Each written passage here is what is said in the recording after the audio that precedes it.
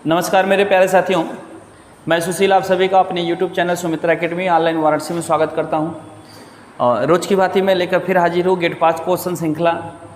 तो कल की क्लास में एक कमेंट आया था कि सर ददरी मेला कहाँ लगता है, तो मैं बता देना चाहता हूँ कि ददरी मेला का आयोजन बलिया में किया जाता है, जो उत्तर प्रदेश का सबसे पूर्वी जिला है। ये पशुओं का सबसे बड़ा मेला, पशुओं का मेला है, ठीक है। दूसरा सबसे बड़ा पशुओं का मेला लगता है, ठीक है। और सबसे बड़ा कहाँ लगता है? राजस्थान में।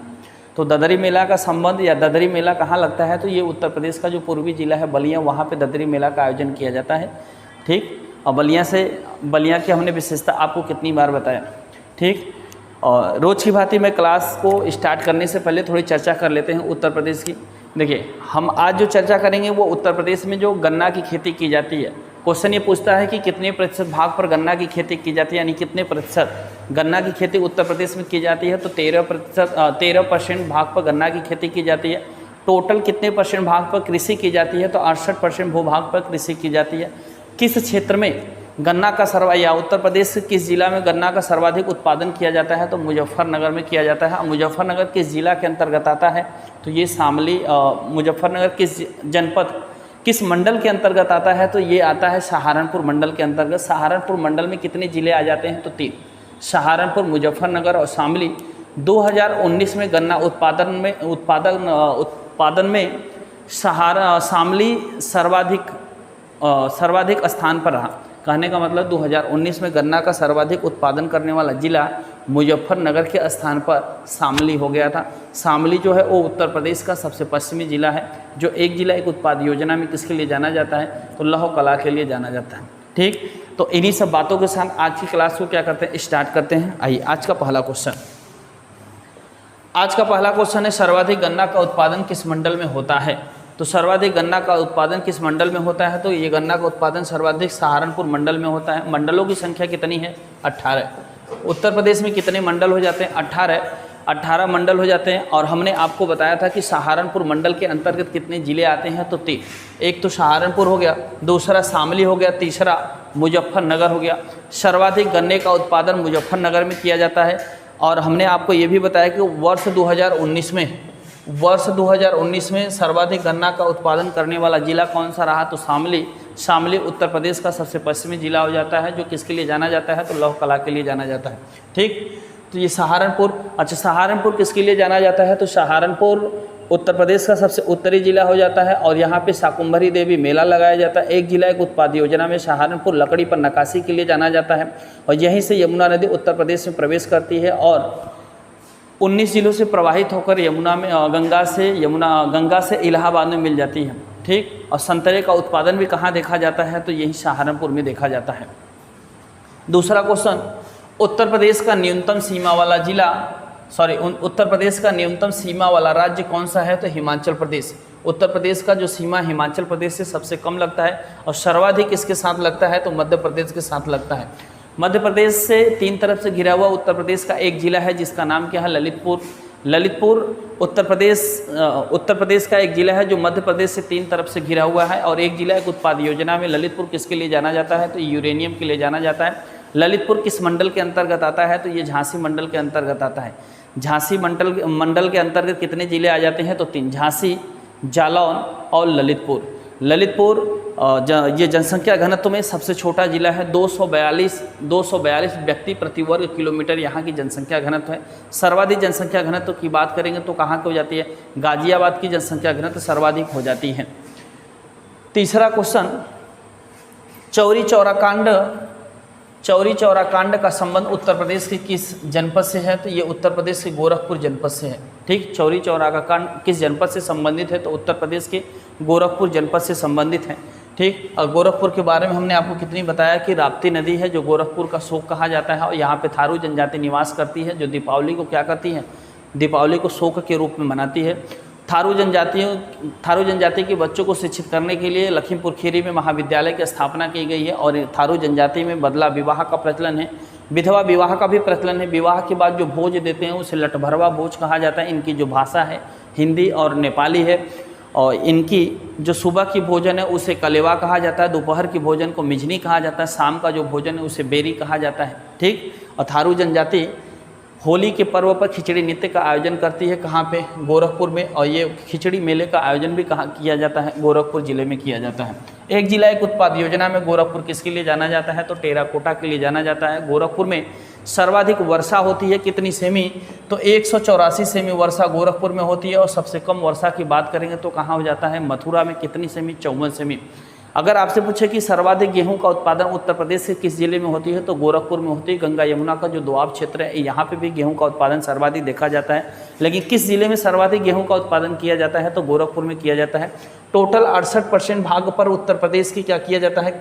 कृषि किया जाता है। इसमें गेहूँ की उत्पादकता यानी गेहूँ की खेती कितनी % की जाती है? तो 14%। 14% भाग पर क्या की जाती है? गेहूँ की खेती की जाती है।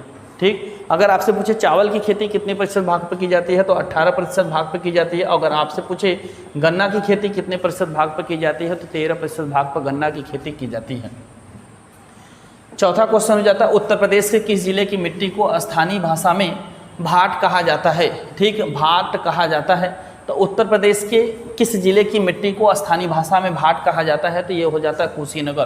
कुशीनगर में स्थानीय मिट्टी को स्थानीय भाषा में किस नाम से जाना जाता है? भाट के नाम से जाना जाता है। एक जिला एक उत्पाद योजना में कुशीनगर किसके लिए जाना जाता है? तो केले के रेशे से बने उत्पाद के लिए जाना जाता है। पांचवा क्वेश्चन हो जाता है, उत्तर प्रदेश से किस जिले में सर्वाधिक % वन क्षेत्र देखे जाते हैं या पाए जाते हैं? तो ये उत्तर प्रदेश का सोनभद्र जिला हो जाता है। सोनभद्र जिला किस मंडल के अंतर्गत आता है? तो मिर्जापुर मंडल के अंतर्गत आता है। मिर्जापुर मंडल के अंतर्गत 3 जिले आते हैं, तीनों कालीन के लिए जाने जाते हैं। मिर्जापुर, सोनभद्र और भदोही, तीन के तीनों किसके लिए जाने जाते हैं? तो कालीन के लिए जाने जाते हैं। और सोनभद्र जो है वो उत्तर प्रदेश का सबसे दक्षिणी जिला भी है। सोनभद्र जो उत्तर प्रदेश का है वो सबसे दक्षिणी जिला भी है। छठवां क्वेश्चन हो जाता है, कौन सी नदी लखीमपुर खीरी व सीतापुर जिलों की सीमा का निर्धारण करती है?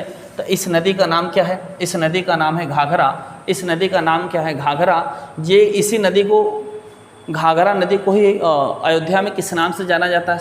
सरयू नदी के नाम से जाना जाता है। ठीक है। और ये लखीमपुर खीरी व सीतापुर, एक जिला एक उत्पाद योजना में सीतापुर किसके लिए जाना जाता है? तो दरी के लिए जाना जाता है। लखीमपुर खीरी किसके लिए जाना जाता है? जनजातीय उत्पाद के लिए जाना जाता है। लखीमपुर खीरी उत्तर प्रदेश का सर्वाधिक क्षेत्रफल वाला जिला है, जिसका क्षेत्रफल हो जाता है 7680 वर्ग किलोमीटर। और सबसे कम क्षेत्रफल वाला जिला हो जाता है हापुड़, जिसका क्षेत्रफल हो जाता है 660 वर्ग किलोमीटर।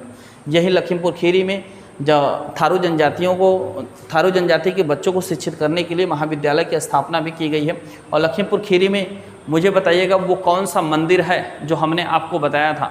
ठीक है, वो कौन सी मंदिर है? अच्छा, मैं मंदिर का नाम भी बता देता हूँ, आप केवल कमेंट करके बताइएगा कि कौन सा मंदिर महाराजगंज में है और कौन सी मंदिर लखीमपुर खीरी में है। औदराना देवी का मंदिर कहाँ है? दूसरा, मेंढक मंदिर कहाँ स्थित है? मेंढक मंदिर और औदराना देवी का मंदिर कहाँ स्थित है? आप लोग मुझे ऑफलाइन कमेंट करके बताइएगा। 7वें नंबर का क्वेश्चन, यूपी 262 और यूपी 115 किस फसल की किस्म है? तो ये गेहूं की फसल की किस्म है। ठीक है, गेहूं की फसल की किस्म है। ठीक, यूपी 262 और यूपी 115 गेहूं के बारे में हमने बताया कि जो उत्तर प्रदेश का 68% भाग है जिस पे कृषि की जाती है, इसमें से 24% भाग पर गेहूं की खेती, 18% भाग पर चावल की खेती और 13% भाग पर गन्ना की खेती की जाती है। सर्वाधिक गेहूं का उत्पादन करने वाला जिला गोरखपुर हो जाता है। ठीक है, गोरखपुर हो जाता है। 8वें नंबर का क्वेश्चन, पूसा रसराज किस फसल की किस्म है? ये खरबूजा की है। खरबूजा कैसी फसल है? तो ये जायद की फसलें हैं। फसलें 3 प्रकार की होती है, रबी की फसल, खरीफ की फसल और जायद की फसल। ये जायद की फसलों में से एक है जिसका नाम क्या है? खरबूजा। इसी की किस्म है कौन सी? पूसा रसराज। ठीक है, ये भी क्वेश्चन कई बार पूछा गया है कि पूसा रसराज किस फसल की किस्म है? तो ये खरबूजा की किस्म है। 9 नंबर का क्वेश्चन हो जाता है, प्रभु की रसोई योजना का शुभारंभ उत्तर प्रदेश के किस जिले से किया गया? तो ये उत्तर प्रदेश के सहारनपुर जिले से किया गया है। यहाँ पे गरीब लोगों को दिन में एक बार क्या किया जाएगा? फ्री में भोजन कराया जाएगा। ठीक, जो उत्तर प्रदेश का उत्तरी जिला है सहारनपुर, एक सहारनपुर मंडल भी है, इसके अंतर्गत 3 जिले आ जाते हैं, शामली, मुजफ्फरनगर और सहारनपुर। 10वां नंबर का क्वेश्चन हो जाता है, राज्यपाल का कार्यकाल सामान्य रूप से कितने वर्षों का होता है? तो राज्यपाल अपने पद पर सामान्य रूप से 5 वर्ष तक क्या कर सकता है? कार्य कर सकता है। राज्यपाल की नियुक्ति किसके द्वारा की जाती है? तो राष्ट्रपति के द्वारा किया जाता है। जैसे राष्ट्रपति काम करता है वैसे राज्यपाल काम करता है। जैसे 72 के तहत राष्ट्रपति को क्षमादान की शक्ति प्रदान की गई है, तो 161 के तहत राज्यपाल को क्षमादान की शक्ति प्राप्त की गई है। 123 के तहत राष्ट्रपति अध्यादेश जारी करेगा, तो 213 के तहत राज्यपाल को अध्यादेश जारी करने की शक्ति प्रदान की गई है। 11 नंबर का क्वेश्चन हो जाता है, पश्चिम बंगाल में कितने नए जिले बनाने की घोषणा की गई है। तो पश्चिम बंगाल में 7 नए जिलों के निर्माण करने का घोषणा किया गया, यानी पश्चिम बंगाल में 7 नए जिले बनाए जाएंगे। पहले पश्चिम बंगाल में जिलों की संख्या 23 थी, अब 7 को जोड़ दिया जाएगा तो कितने हो जाएंगे, 30 हो जाएंगे। ठीक है, तो पश्चिम बंगाल में कितने नए जिले बनाने की घोषणा की गई है, तो इनकी संख्या 7 है। पहले यहाँ पे 23 जिले थे, अब कितने हो जाएंगे, 30 जिले हो जाएंगे। 12 नंबर का क्वेश्चन, किस राज्य ने ऑनलाइन सरकारी ई टैक्सी सेवा शुरू किया। तो इसकी शुरुआत करने वाला कौन सा राज्य हो जाता है, तो केरल। हमने केरल से बताया था कि केरल की साक्षरता दर भी सर्वाधिक है, और केरल वो पहला राज्य जहाँ पे मंकी पॉक्स का केस देखा गया। और केरल में ही क्या किया गया है, ई टैक्सी सेवा शुरू किया गया। इसका उद्देश्य क्या है, सस्ती दरों पर जनता के लिए सुरक्षित व विवाद मुक्त यात्रा सुनिश्चित करना ई टैक्सी सेवा का क्या है, उद्देश्य है। ठीक, तो एक बार फिर से इसे तेजी से रिवीजन करते हैं। सुनिए, सर्वाधिक गन्ना का उत्पादन किस मंडल में होता है, तो सहारनपुर मंडल में होता है। उत्तर प्रदेश का न्यूनतम सीमा वाला राज्य कौन सा हो जाता है, यानी जो कम सीमा लगाता है उत्तर प्रदेश के साथ, हिमाचल प्रदेश। सर्वाधिक सीमा लगाने वाला राज्य हो जाता है मध्य प्रदेश। चौरी चौरा कांड का संबंध उत्तर प्रदेश के किस जनपद से है, तो गोरखपुर जनपद से है। उत्तर प्रदेश के किस जिले की मिट्टी को स्थानीय भाषा में भाट कहा जाता है, कुशीनगर को। उत्तर प्रदेश के किस जिले में सर्वाधिक प्रतिशत वन पाए जाते हैं, तो मध्य प्रदेश में। कौन सी नदी लखीमपुर खीरी व सीतापुर जिले की सीमा बनाती है, तो घाघरा नदी, जिसे अयोध्या में किस नाम से जाना जाता है, सरयू नदी के नाम से जाना जाता है। उत्तर प्रदेश यूपी 262 और यूपी 115 किस फसल की किस्म है, तो ये गेहूं की किस्म है। सर्वाधिक गेहूं का उत्पादन करने वाला जिला गोरखपुर हो जाता है। उत्तर प्रदेश के 24% यानी कृषि योग्य भूमि के 24% भाग पर गेहूं की खेती की जाती है। पूसा रसराज किस फसल की किस्म है, तो ये खरबूजा की है। खरबूजा कैसी फसल है, जायद की फसल है। प्रभु की रसोई योजना का शुभारंभ उत्तर प्रदेश का सबसे उत्तरी जिला सहारनपुर से किया गया, जिसमें गरीब और असहाय लोगों को दिन में एक बार फ्री में भोजन दिया जाएगा। राज्यपाल का सामान्यतः कार्यकाल कितना होता है, 5 वर्ष का होता है। राज्यपाल की नियुक्ति किसके द्वारा की जाती है, राष्ट्रपति के द्वारा की जाती है। पश्चिम बंगाल में कितने नए जिले बनाने की घोषणा की गई, 7। पहले पश्चिम बंगाल में जिलों की संख्या 23 थी, अब कितनी हो जाएगी, 30 हो जाएगी। किस राज्य ने ऑनलाइन सफारी ई टैक्सी सेवा शुरू किया, तो इसकी शुरुआत करने वाला राज्य कौन सा हो जाता है, केरल हो जाता है। इसका उद्देश्य क्या हो जाता है, सस्ती दरों पर जनता के लिए सुरक्षित व विवाद मुक्त यात्रा सुनिश्चित करना, इसका क्या हो जाता है, उद्देश्य हो जाता है। 13 नंबर क्वेश्चन हो जाता है, वर्ष 2022 के राष्ट्रमंडल खेलों में भारत की सबसे कम उम्र की एथलीट कौन बनी, तो इनका नाम है अनाहत सिंह। कौन बनी, अनाहत सिंह। अंडर 15 में इनका चयन किया गया। इनकी उम्र कितनी थी, 14 वर्ष, और ये रहने वाली कहाँ की थी, दिल्ली की। ठीक, दिल्ली व केंद्र शासित प्रदेश जो अपना नया शिक्षा गीत लॉन्च किया है, इरादा कर लिया हमने। ठीक है, 14 नंबर का क्वेश्चन हो जाता है, हाल ही में किस देश के पूर्व राष्ट्रपति फिदेल रामोस का निधन हो गया, तो ये फिलीपींस की, यानी फिलीपींस की राजधानी कहाँ हो जाती है, मनीला। इनका उम्र कितना था, 94 वर्ष, और ये कौन से नंबर के राष्ट्रपति थे फिलीपींस के, तो 12वें नंबर का, जिनका क्या हो गया, निधन हो गया, और ये पूर्व राष्ट्रपति थे। ठीक, फिदेल रामोस। 15 नंबर का क्वेश्चन हो जाता है कि हाल ही में किस राज्य सरकार ने आंगनबाड़ी, ठीक, आंगनबाड़ी, कितना अच्छा इस पर कॉमेडी बना है। हाल ही में किस राज्य सरकार ने आंगनबाड़ी बच्चों के लिए अंडा व दूध योजना को क्या किया, शुरू किया, तो ये केरल है। ठीक है, ये केरल है। अभी हमने आपको केरल से संबंधित एक बात और बताया कि केरल ने क्या किया था, ई टैक्सी सेवा भी शुरू किया, ऑनलाइन सरकारी ई टैक्सी सेवा भी शुरू किया है, जिसका उद्देश्य क्या है कि सस्ती दरों में जनता के लिए सुरक्षित व विवाद मुक्त क्या करना, यात्रा सुनिश्चित करने के लिए ई टैक्सी सेवा का भी शुभारंभ किया। मंकी पॉक्स का पहला केस भी देखा गया केरल में, और केरल वह राज्य हो गया जो आंगनबाड़ी में बच्चों को अंडा और दूध देने की योजना को शुभारंभ किया। वो राज्य कौन सा, केरल। 16 नंबर का क्वेश्चन हो जाता है, किस केंद्रीय मंत्री ने तिरंगा बाइक रैली आयोजित किया, जी किशन रेड्डी। ये जो 15 अगस्त को 75वां स्वतंत्रता दिवस मनाया जाएगा, इसी के उपलक्ष्य में ये योजना बनाया गया कि सबके घरों पर क्या किया जाएगा, तिरंगा लहराया जाएगा, यानी फहराया जाएगा। इसी के उद्देश्य से तिरंगा बाइक रैली का आयोजन किया गया है। ठीक है, केंद्रीय मंत्री जी किशन रेड्डी के द्वारा किया गया है। 17 नंबर का क्वेश्चन हो जाता है विश्व तंबाकू निषेध दिवस कब मनाया जाता है? तो ये 31 मई को, प्रत्येक 31 मई को विश्व तंबाकू निषेध दिवस के रूप में मनाया जाता है। हाल ही में LIC ने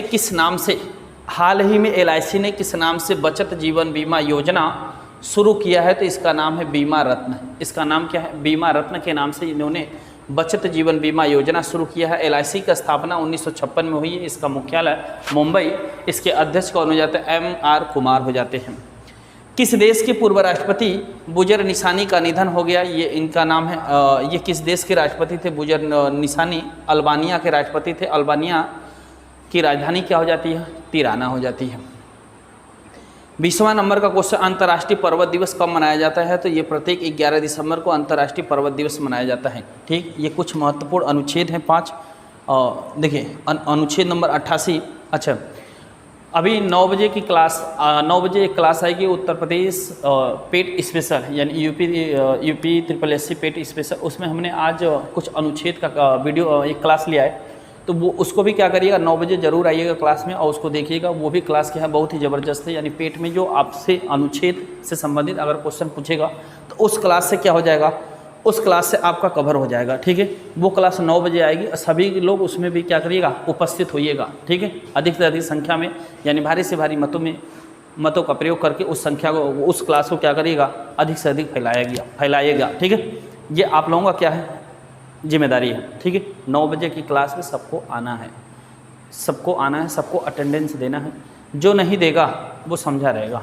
ठीक है, अनुच्छेद 88 किससे संबंधित है? इसमें कहा गया है कि महान्यायवादी को सदन की कार्यवाही में बोलने और बैठने का अधिकार है, किंतु मत देने का अधिकार नहीं है। उसी से संबंधित हो जाता है 177 में कहा गया है राज्य महाधिवक्ता को राज्य विधानमंडल की कार्यवाही में बोलने और बैठने का अधिकार है, किंतु मत देने का अधिकार नहीं है। 75 में कहा गया है कि प्रधानमंत्री की नियुक्ति राष्ट्रपति करेगा। 164 में कहा गया है कि मुख्यमंत्री की नियुक्ति कौन करेगा, राज्यपाल करेगा। 168 किससे संबंधित हो जाता है? तो ये विधानमंडल से संबंधित हो जाता है। किसी राज्य की विधानमंडल कितने सदन की हो सकती है? या तो 2 या तो 1। ठीक, एक बार फिर से रिवीजन करते हैं। वर्ष 2022 के राष्ट्रमंडल खेलों में भारत की सबसे कम उम्र की एथलीट कौन बनी? अनाहत सिंह बनी। ये अंडर 15 वर्ष, उम्र इनकी कितना, 14 वर्ष। ये रहने वाली कहाँ की? दिल्ली की। हाल ही में किस देश के पूर्व राष्ट्रपति फिदेल रामोस का क्या हुआ, निधन हो गया? फिलीपींस के राष्ट्रपति थे। इनकी उम्र कितना था? 94 वर्ष। ये 12वें नंबर के क्या थे? फिलीपींस के क्या थे? राष्ट्रपति थे। फिलीपींस की राजधानी कहाँ हो जाती है? मनीला। हाल ही में किस राज्य सरकार ने आंगनबाड़ी बच्चों के लिए अंडा व दूध योजना का शुभारंभ किया? केरल सरकार ने किया। किस केंद्रीय मंत्री ने तिरंगा बाइक रैली आयोजित किया? जी किशन रेड्डी ने किया। विश्व तंबाकू निषेध दिवस कब मनाया जाता है? 31 मई को मनाया जाता है। LIC की स्थापना 1956 में की गई। LIC किस नाम से बचत जीवन बीमा योजना शुरू किया? तो इसका नाम है बीमा रत्न है। LIC 1956 में इसकी स्थापना की गई और इसका हेडक्वार्टर मुंबई। MR कुमार इसके अध्यक्ष हो जाते हैं। किस देश के पूर्व राष्ट्रपति बुजर निसानी का निधन हो गया? अल्बानिया, जिसकी राजधानी कहाँ हो जाती है? तिराना। अंतर्राष्ट्रीय पर्वत दिवस कब मनाया जाता है? 11 दिसंबर को मनाया जाता है। 88 में कहा गया महान्यायवादी को सदन की कार्यवाही में बोलने और बैठने का अधिकार है, किंतु मत देने का अधिकार नहीं है। वैसे महाधिवक्ता के बारे में प्रावधान किया गया है कि महाधिवक्ता राज्य विधानमंडल की कार्यवाही में बैठ सकता है, बोल सकता है, किंतु मत नहीं दे सकता। 75 में कहा गया है कि राष्ट्रपति प्रधानमंत्री की नियुक्ति करेगा। 164 में राज्यपाल मुख्यमंत्री की नियुक्ति करेगा। 168 में कहा गया है कि राज्य विधानमंडल के बारे में प्रावधान किया गया है। तो मैं उम्मीद करता हूं आप लोगों को ये क्लास बेहद पसंद आएगी और 9 बजे आप लोगों के एक अनुच्छेद की क्लास लेके आ रहा हूं। उसमें सभी लोग क्या करिएगा, भारी से भारी मतों में, यानी भारी से भारी संख्या में आके उस क्लास को क्या करिएगा, ज़्यादा से ज़्यादा फैलाइएगा। ठीक है, जो भाई बंधु अभी चैनल को सब्सक्राइब नहीं किया है उसको क्या करें, सब्सक्राइब कर ले। आपके उज्जवल भविष्य बनाने के लिए गेट पास क्वेश्चन श्रृंखला यानी जो 25 क्वेश्चन है ये बहुत ही फायदेमंद है। ठीक है, तो इसी बातों के साथ आज की क्लास को समाप्त करते हैं। जय हिंद।